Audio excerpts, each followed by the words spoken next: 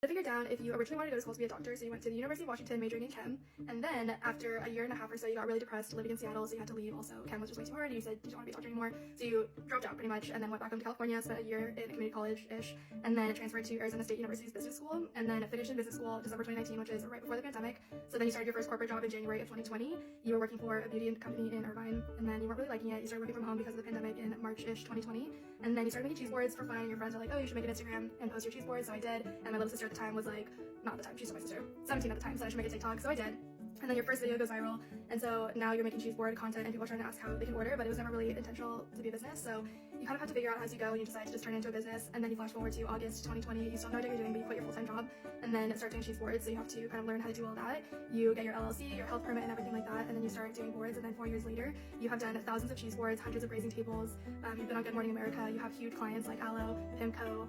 a lot of other ones,